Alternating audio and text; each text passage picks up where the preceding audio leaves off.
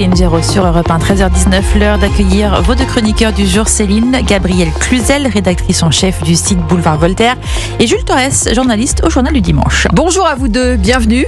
Bonjour Ravi de vous mesdames. retrouver pour décrypter l'actualité. Dans les 40 prochaines minutes, dans cette émission, fouiller de manière inopinée les sacs des élèves aux abords et dans les établissements scolaires pour enrayer la violence, est-ce une solution ? On va se poser la question. Que faut-il retenir du plan d'action de Bruno Retailleau dévoilé ce matin pour lutter contre l'insécurité du quotidien ? L'édition 2025 du Salon de l'Agriculture sera-t-elle moins tourmentée que celle de l'an dernier alors que le projet de loi agricole vient d'être adopté ? C'est pas gagné. Enfin, dans l'affaire Betaram, François Bayrou dénonce une mécanique du scandale et se défend. Il y a de quoi faire. Mais tout de suite, l'horreur, l'indignité, la sidération. Le corps présenté hier par les terroristes palestiniens comme celui de Shiri Bibas n'est pas celui de la mère de famille de 32 ans. Les autorités israéliennes dénoncent une très grave violation de l'accord et de cessez-le-feu et réclament la véritable dépouille de la mère d'Ariel et de Kfir. Écoutez Benyamin Netanyahou. La cruauté des monstres du Hamas ne connaît pas de limite. Avec un cynisme inimaginable, ils n'ont pas rendu Shiri et au contraire placé le corps d'une femme de Gaza dans un cercueil. Nous agirons avec détermination pour ramener Shiri à la maison ainsi que tous nos otages. Et nous veillerons à ce que le Hamas paie le prix de cette violation cruelle et perverse de l'accord. Gabrielle Cluzel, c'est vrai que c'est tellement... On trouve pas les mots en fait pour qualifier ce qui est en train de se passer aux yeux du monde. Non, mais c'est d'un, je sais pas, c'est d'un cynisme, d'une horreur, d'une anti-civilisation. Je ne sais pas comment expliquer cela, mais il me semblait qu'il était convenu quand même depuis plusieurs siècles, en tout cas, entre ceux que nous respections les morts, des femmes et des enfants. C'est même pas des combattants.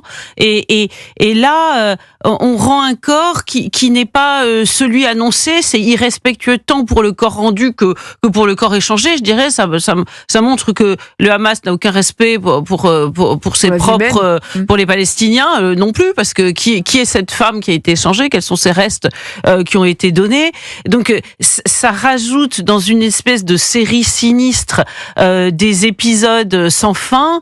Même la mise en scène d'hier était absolument abjecte. Qui n'a pas été d'ailleurs diffusée sur les chaînes. Non, mais on a pu en avoir un certain nombre d'extraits sur les réseaux sociaux. On voit des enfants se réjouir, ça a une ambiance de fête, mais je me dis qui emmène ses enfants voir ça. Je ne sais pas. Vraiment, là, je crois qu'on a atteint le bout de l'abjection, et j'avoue que je pense à ce pauvre homme, le père des enfants, le mari de cette pauvre femme, qui vit un enfer et qui ne peut pas faire son deuil. Pour tous les Israéliens, c'est un drame, mais pour lui, c'est un drame intime, absolument, mais je connais pas pire supplice. Et Jules Torres, on apprend ce matin que le Hamas demande à récupérer du coup le corps de cette femme qui est une Gazaoui, semble-t-il.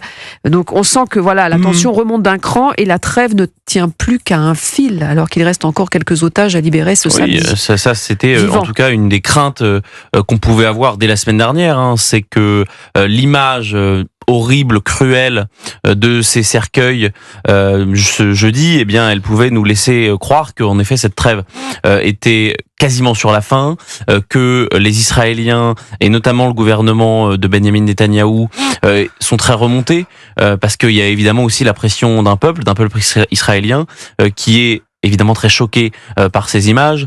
Moi, j'ai eu plusieurs personnes qui sont présentes, notamment à Tel Aviv. Il y a eu des manifestations et on m'a narré des témoignages. Eh bien, c'est vraiment des gens qui sont meurtris.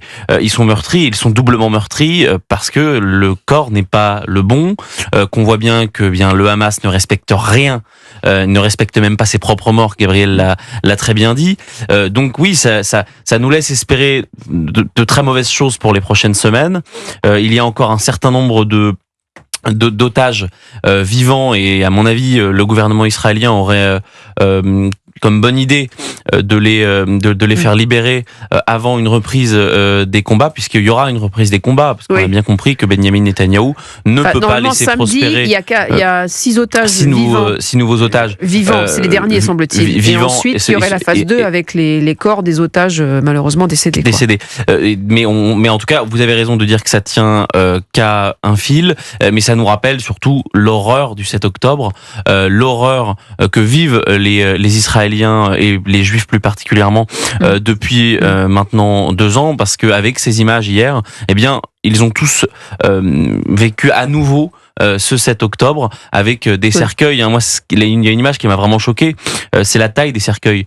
C'était 4 cercueils de la même taille. Or, on sait que Kfir avait 8 mois et demi quand il a été enlevé, et que en France, en tout cas en Occident, quand on enterre des jeunes enfants, eh bien le cercueil fait la taille de ces jeunes enfants. Donc vous voyez, jusque même à la fin, le Hamas n'assumera pas d'avoir tué, d'avoir torturé et d'avoir séquestré femmes, enfants et hommes.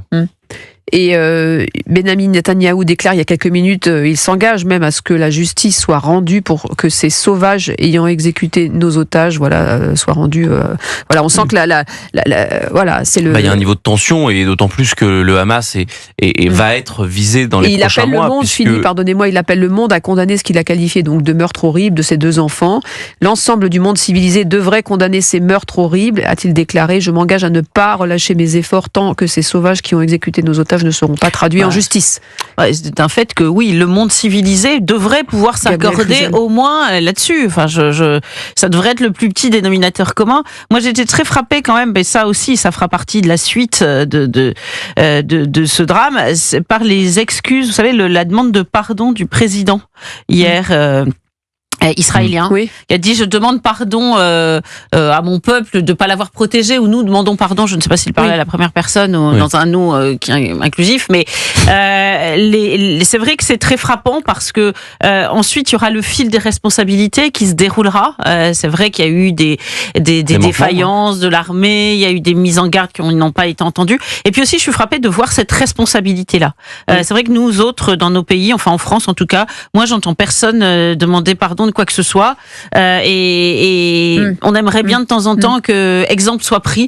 En tout cas, ça montre le lien très fort qui unit ce dirigeant à ses citoyens. Il demandait pardon de ne pas les avoir protégés comme il aurait fallu, et pas pouvoir les ramener en vie. Jules Torres, c'est en quelques secondes. Et non, mais nous, ce qu'on peut dire, c'est qu'en France, il y a quand même un certain nombre de personnalités politiques qui ont armé, si je peux dire, cette idéologie, ou en tout cas qui ont soutenu le Hamas. J'entendais ce matin sur une autre radio, Manon Aubry, dire que aucun de ses amis et de ses alliés n'avait soutenu le Hamas. Moi, j'ai le souvenir d'un tweet de Ercilia Soudé, la députée de la France Insoumise, qui disait le 7 octobre, la haine attire la haine. Finalement, elle justifiait quasiment l'attentat, les horreurs perpétrées par le Hamas et ses 1200 morts le 7 octobre 2023. J'ai souvenir de Madame Rima Hassan en soutien à une manifestation en Jordanie à Ismaël Haniyeh, le chef politique du Hamas. Donc voilà, tous ces gens sont aussi responsables, et puisque Benjamin Netanyahou demande pardon, eh bien il ne faudra pas oublier c'est pas lui, ces personnes-là. C'est Monsieur Herzog. Allez, 13h27, on reste ensemble. Dans quelques instants, on prolonge les débats avec cette annonce ce matin d'Elisabeth Borne, qui veut fouiller de manière inopinée avec des forces de l'ordre les sacs des élèves aux abords des établissements scolaires. Est-ce que c'est une solution pour enrayer la violence ? On va se poser la question, à tout de suite.